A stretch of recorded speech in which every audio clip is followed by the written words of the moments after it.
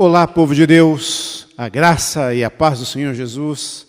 Que bom nós estarmos juntos novamente para adorar o Senhor e meditar na sua palavra.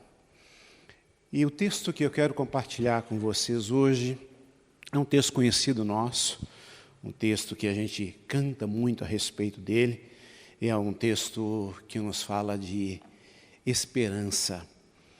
Está no livro de Lamentações, são as Lamentações de Jeremias, capítulo 3, a partir do verso 22. As misericórdias do Senhor são a causa de não sermos consumidos, porque as suas misericórdias não têm fim. Renovam-se a cada manhã. Grande é a sua fidelidade. A minha porção é o Senhor, diz a minha alma. Portanto, esperarei nele. Bom é o Senhor para os que esperam por ele, para a alma que o busca. Bom é aguardar a salvação do Senhor, e isto em silêncio. Bom é para o homem suportar o jugo na sua mocidade. Assente-se solitário, fique em silêncio, porquanto esse é o tempo de jugo que o Senhor pôs sobre ele. Ponha sua boca no pó, talvez ainda haja esperança. Antes do profeta Jeremias falar esses versículos, um pouquinho antes, ele estava expondo da aflição da sua alma, da angústia. Ele chega a dizer o seguinte: eu quero trazer à memória aquilo que pode me dar esperança, pois a minha alma continuamente se recorda das coisas ruins e isso está me abatendo por dentro. Então, vou trazer à memória o que me traz esperança. Se nós pararmos para pensar nos tempos de Jeremias, Jeremias é um profeta diferente ali no Antigo Testamento. Se você vê todos os outros profetas que têm uma mensagem contundente, têm uma mensagem de confronto do povo, dos seus pecados, têm uma mensagem de orientação, mas de uma certa maneira todos os profetas viram em algum grau o fruto ou o sucesso, da sua pregação e da sua mensagem. Jeremias, embora tenha sido chamado por Deus desde muito jovem, desde a sua adolescência, a tal ponto que quando ele foi chamado por Deus, ele chegou a dizer: Senhor, eu sou apenas uma criança e eu não vou pregar, eu não vou profetizar, isso está muito longe para mim. Deus o confronta e diz: não diga, eu sou apenas uma criança, porque eu tenho te separado desde o ventre. Ou seja, o propósito profético de Deus sobre a vida de Jeremias estava sobre ele desde que ele nasceu. E ele entendeu isso, e ele aceitou esse chamado, e ele confrontou, e ele pregou, e ele denunciou, mas a resposta do povo, ela sempre foi o contrário. Jeremias chamava ao arrependimento e o povo não se arrependia. Jeremias chamava a mudança da nação, a mudança de vida, e o povo não mudava. E com o passar do tempo, Jeremias foi ficando angustiado, foi ficando deprimido, foi ficando triste. A história mudou, o povo de Israel foi indo de opressão em opressão, até serem dominados pela Babilônia, serem levados cativos. Outros cativeiros também houveram um pouco antes. Jeremias viu a destruição da cidade de Jerusalém, viu a destruição do povo, e ele ficou profundamente abatido, triste, deprimido. E quando Jeremias escreve as suas lamentações, se a gente lê todo o livro de Jeremias, você vai ver que ele realmente, o livro todo é um grande lamento. É um livro de muita tristeza. E Jeremias aqui nesse momento, ele diz que ele começou a pensar em todas as coisas ruins que haviam acontecido e que estavam acontecendo naquele momento. E, de repente, ele foi tomado de um grande desânimo, foi tomado de uma grande tristeza, né? Foi tomado por uma depressão. Mas, quando isso começa a tomar conta da alma dele, então ele diz, opa, eu preciso trazer à memória o que me dá esperança. Jesus, certa vez, falou de que o reino de Deus era semelhante, né, ou se parecia com um homem que tinha um baú, né, e ele abria esse baú e dentro desse baú tinha coisas boas, mas também tinha coisas ruins, né? Jeremias está dizendo aqui de que a alma humana, a mente humana, o coração humano é parecido com isso. Você pode abrir o baú e você remontar, ou você olhar as coisas ruins, olhar as coisas tristes e que vão te jogar para baixo, ou você também pode pegar aquelas que te dão esperança. Provavelmente, todos nós aqui devemos ter em casa uma caixa de fotografias. Tá? Eu tenho algumas. Algumas caixas de fotografias. Quando a gente abre a caixa de fotografia, a gente começa a rever história. E quando a gente rever a história, a gente começa a ver de quanta coisa boa a gente viveu, de quantas bênçãos, né, nós já tivemos e nós já presenciamos. O que Jeremias está dizendo aqui, nesse momento, para a alma que está aflita, para o coração que está perturbado, né, para a pessoa, para a nação, para o indivíduo, para mim, para você, né, que estamos debaixo de ansiedades ou de preocupações, né, das muitas necessidades, né, abre o baú, né, abre o seu coração, traz ali, né, no baú das suas memórias, das suas lembranças, e começa a trazer à tona o que pode te dar esperança. No conceito de Jeremias, na visão de Jeremias, algumas coisas estão bem claras ali, que podem trazer esperança ao seu coração nesse tempo difícil que ele estava vivendo, né? E aí isso faz uma transposição para nós que estamos aqui agora cultuando ao Senhor, eu e você, né? Embora não juntinhos fisicamente, sentados aqui nos bancos da igreja, mas juntos no mesmo coração, no mesmo espírito, né? O que o texto diz para nós que são motivos que nos trazem esperança no meio de tempos tão difíceis, né? O verso 22 diz, as misericórdias do Senhor são a causa de não sermos consumidos, porque as suas misericórdias não têm fim, elas se renovam a cada manhã. Gente, que palavra tremenda e inspiradora é essa palavra de Deus para o nosso coração. Isso é esperançador. Eu nem sei se existe esse verbo. Se não existe, estou criando aqui agora, né?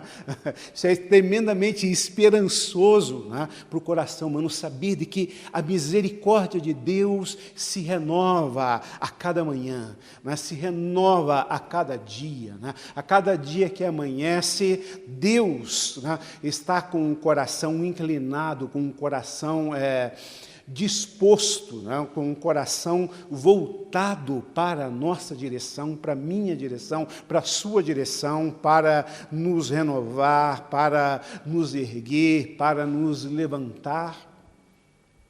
E alguém já disse uma vez de que misericórdia é Deus não nos dar aquilo que nós merecíamos receber, e graça é Deus nos dar aquilo que nós não merecemos.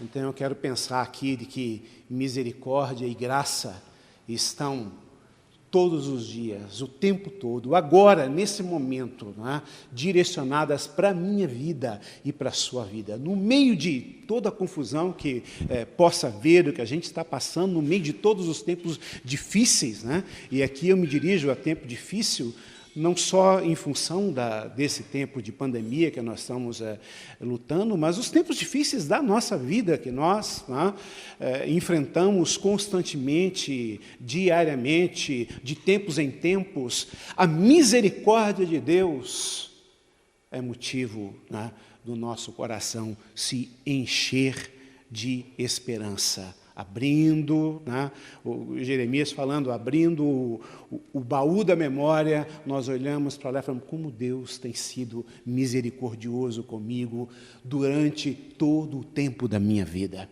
E o Deus que tem sido misericordioso, que foi misericordioso, está sendo misericordioso e continuará sendo misericordioso. A palavra misericórdia, no hesed no hebraico, aponta exatamente para isso, para um Deus amoroso, para um Deus cuidadoso. O que eu vou trazer à memória que me dá esperança? A misericórdia do Senhor é renovada a cada dia. A fidelidade do Senhor é renovada a cada dia. E a palavra, o apóstolo Paulo escrevendo a Timóteo vai falar sobre isso, que mesmo quando nós somos infiéis, Deus permanece fiel, porque Ele não pode negar-se a si mesmo. A fidelidade de Deus é a expressão do seu caráter, é a expressão do seu atributo, é um atributo de Deus, é a expressão de quem Ele é, como Deus único e grandioso. Deus é fiel. A outra coisa que Jeremias fala aqui, que enche o coração dele de esperança, é a certeza de que Deus é a razão de ser da vida dele. Ele diz, a minha porção, uma versão vai dizer, o meu quinhão, uma outra versão em português vai dizer, a minha herança, ou seja, o que eu tenho realmente de bom nessa vida, o que eu tenho realmente de firme nessa vida, é o Senhor. Porque quando a gente olha para as circunstâncias e tudo que diz respeito a circunstâncias, de repente envelhece, cai, a gente perde. Você olha para as coisas exteriores e a alma da gente realmente se abate quando a gente perde essas coisas. Mas quando você olha para o que é eterno, e a gente tem em Deus a nossa fonte de sustento, a gente tem em Deus a nossa fonte de alegria, a gente tem em Deus, na pessoa do Senhor, no relacionamento com Ele, toda a nossa fonte de esperança. As outras coisas que são importantes, elas ficam no seu devido lugar, porque Deus tem realmente o lugar de maior importância na nossa vida. Jeremias, ele chega a falar no verso 24, de essencialidade, ou seja, a minha porção, o que cabe a mim de mais importante é o Senhor. E ele diz isso para a alma dele, e a alma dele expressa isso, a minha porção é o Senhor. É Ele em quem eu espero, é Ele em quem eu confio. E Jeremias, então, vai trazendo ainda mais algumas coisas que são alentadoras para o coração, nesse baú de lembranças que ele agora fala. Então, ele diz, porque o Senhor é bom. Você crê nisso? Eu quero desafiar o seu coração agora, a sua mente agora, as suas emoções, os seus pensamentos, a declararem isso ao seu próprio coração agora. Você está do ladinho de alguém aí, está do lado do teu esposo, da tua esposa, dos teus filhos, do papai, mamãe, você está perto de alguém aí, você pode se voltar para ele agora e falar assim, Deus é bom. Esse é um hábito que eu tenho, todo culto eu faço isso, não consigo perdê-lo. Diz para o teu irmão aí, Deus é bom. Deus é bom em todo o tempo, Deus é bom. Se você está sozinho agora, não há ninguém aí contigo, só nós aqui virtualmente, eu estou aí com você agora pela internet, mas o Senhor está aí contigo. Então diga isso para a sua própria alma, para o seu coração. Deus é bom. O Senhor é bom para quem espera nele, né? O Senhor é bom para a alma que o busca, né? O Senhor é bom mesmo no tempo em que eu tenha que estar só ou em silêncio, é o que está dizendo, né, Jeremias aqui. O Senhor é bom, né, mesmo de que eu tenha que suportar o jugo desse momento. Você vai ver que Jeremias diz isso daqui, tá? Há um tempo do jugo, há um tempo, e ele fala aqui do jugo da mocidade, há um tempo de assentar-se solitário, há um tempo de ficar em silêncio, e ele diz, é o próprio Deus quem colocou esse tempo. Então pegue esse tempo que Deus está te dando agora, pegue o tempo de que essa situação, essa circunstância, ou esse momento propicia, tá? E diga ao seu próprio coração, Deus é bom. Deus é bom. Os tempos, as circunstâncias, os homens não mudam o caráter de Deus, né? E saber quem Deus é, e saber que Deus é bom, muda a mim, muda o meu caráter. E se no final de tudo isso, ao passar por tudo isso, eu olhar para trás, né, e ver, eu passei, eu venci e eu fui mudado. Deus mudou a mim, Deus mudou o meu coração, o Senhor foi a minha porção nesse tempo. E Jeremias chega a fazer uma interjeição aqui, né? Ele fala, põe a tua boca no pó, talvez ainda haja esperança. Põe a tua boca no pó. Né? O que é botar a boca no pó? Né?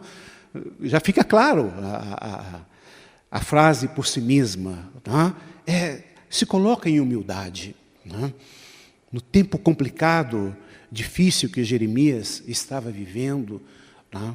Um tempo de tantas perdas, de tanto choro, Jeremias chorou muito.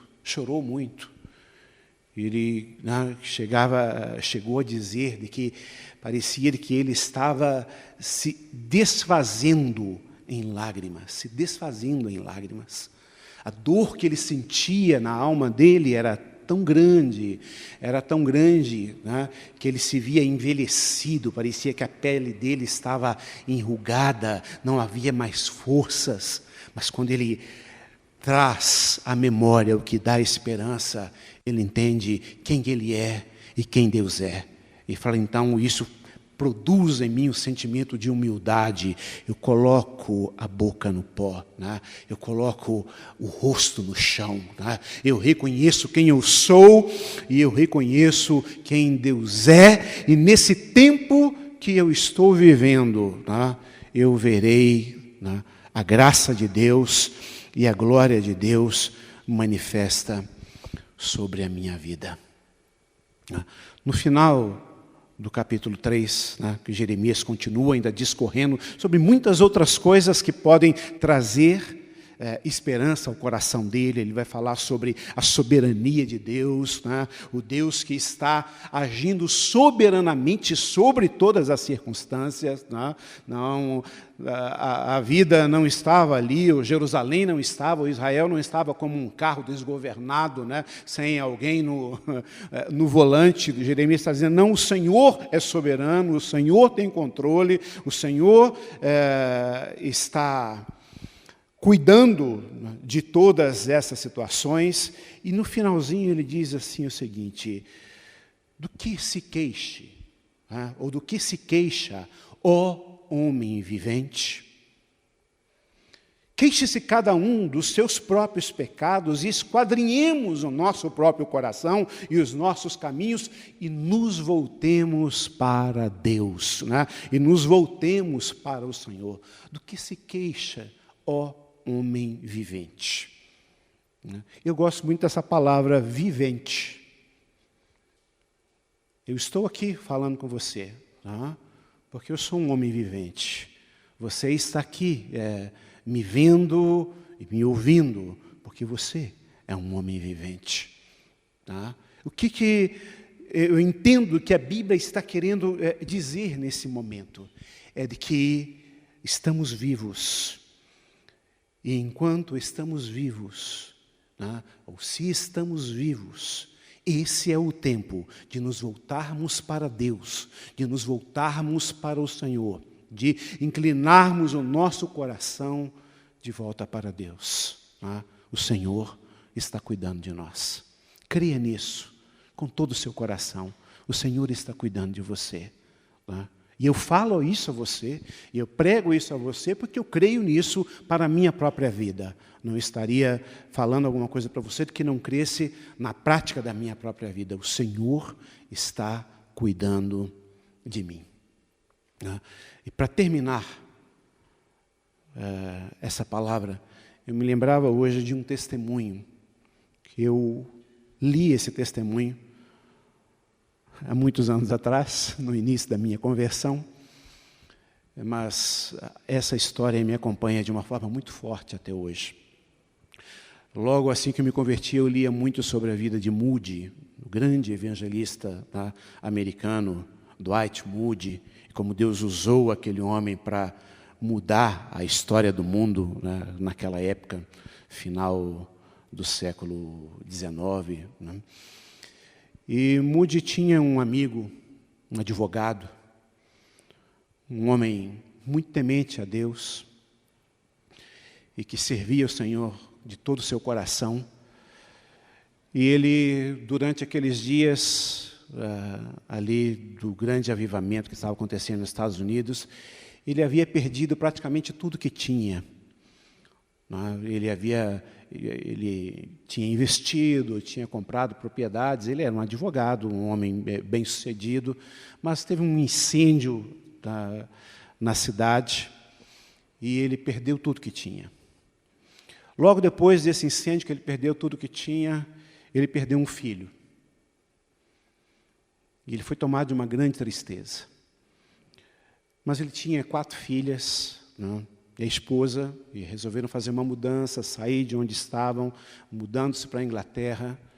E nessa mudança, na ida para a Inglaterra, a esposa foi na frente com as filhas, e o navio naufragou. E ele recebe um telegrama da esposa, um telegrama com poucas palavras, e o telegrama dizia o seguinte, estou salva, porém só eu. As 4 filhas haviam morrido naquele naufrágio. E aquele homem, naquele momento de perda, de dor, o Espírito Santo vem sobre o seu coração e o enche de paz, de graça, de força, que é aquilo que a Bíblia nos fala, a paz de Deus que excede a todo entendimento, que guarda o nosso coração e a nossa alma. E ele foi inspirado pelo Senhor e ele fez uma canção. E enquanto o navio ia dos Estados Unidos para a Inglaterra, num local aproximado da onde o navio havia naufragado, com as suas 4 filhas, ele pede que o capitão do navio pudesse lançar a âncora ali e o navio parar. E ele canta ali a canção que ele havia feito. Provavelmente você conhece essa canção, uma grande parte de nós conhecemos, os mais jovens não tanto, os mais antigos sim. E a canção diz o seguinte: se paz a mais doce me deres gozar, ou se dor a mais forte sofrer, bem certo eu estou que apesar das aflições, que feliz com Jesus eu sempre sou. E o coro diz assim: sou feliz, sou feliz, sou feliz com Jesus, meu Senhor. Esse é o Deus a quem nós servimos. É o Deus que nos possibilita ter fé, confiança, descanso, paz, no meio de toda e qualquer situação ou circunstância. Eu quero te convidar nessa hora a nós orarmos juntos. Tá? Jeremias falou, vou trazer à memória o que me dá esperança. A esperança, ela é a âncora da nossa alma. Quem diz isso é a palavra de Deus. Né? O livro de Hebreus, no livro de Hebreus, no capítulo 6, a palavra de Deus vai falar sobre isso, de que, né, a nossa esperança que está firmada, né, na palavra de Deus e na promessa de Deus, ela é como uma âncora. Né? E é uma coisa impressionante a âncora, porque a âncora, o navio carrega ela, o barco carrega a âncora. Tá? Mas quando ele chega num determinado lugar e a âncora é lançada, aquela pequena âncora, se você pensar do tamanho de uma âncora, ou o peso da âncora, né, em relação ao navio, a toda a embarcação, né, ela é infinitamente menor. Mas quando ela chega lá no fundo do mar, e ela se apoia onde tem que apoiar, ela segura e mantém firme a embarcação. Assim é a nossa esperança no Senhor e a nossa esperança em Deus nesta hora. Né? A nossa esperança firmada na palavra de Deus é para nós como uma âncora que nos mantém firme no meio da tempestade. Daqui a pouco a tempestade passa, tá? E nós levantamos a âncora e vamos em direção, rumo, né, ao propósito de Deus para a nossa vida. Se você me vê agora e você se sente assim dessa forma, como Jeremias, desesperançado, desanimado, né? Acordou com uma apatia, né? Abrindo agora o coração, a memória, a esperança, né? Começa a trazer agora e falar isso, Deus, eu creio no Senhor, eu creio na Tua graça, eu creio na Tua misericórdia, eu creio na Sua bondade, eu creio na Sua fidelidade, eu creio no Seu amor, né? Eu creio no Seu cuidado para comigo, eu creio que não estou só, né? Eu creio que no tempo deste jugo, né, eu vou passá-lo e suportá-lo com a Tua graça e com a Tua presença. Que o Senhor te abençoe agora. E sabe, você que me ouve agora, você precisa tomar uma decisão de colocar a sua vida nas mãos desse Deus vivo. Você precisa tomar uma decisão e falar, Senhor, eu quero entregar a minha vida a Ti, eu quero entregar a minha vida a Jesus. Né? E se você entende agora esse momento, tome agora uma decisão. Né? Acene aí com o seu coração, você está vendo o vídeo, você pode também agora acenar aí, você pode escrever aí no chat e dizer, olha, eu estou entregando a minha vida ao Senhor agora, eu estou confiando a minha vida à graça e ao amor de Deus. Faça isso agora, nós vamos orar com você e te abençoar. Pai, no nome de Jesus, nós te agradecemos, porque sabemos que o Senhor é um Deus que cuida de nós. E eu quero, Senhor, agora nessa hora pedir que a Tua mão seja estendida sobre a vida de cada um dos Teus filhos. Onde estejam, como estejam. Entra, Senhor, com a Tua graça e com a Tua provisão, abençoando a cada um. Toma, Senhor, esse agora que toma uma decisão de entregar a vida a Ti, Pai. Que sejam tocados pelo Teu amor, a Tua bênção, em o nome de Jesus. Amém e amém. Nós vamos agora orar por você, você que habitualmente, você que nas quintas-feiras tem feito o seu mergulho, a sua campanha do mergulho.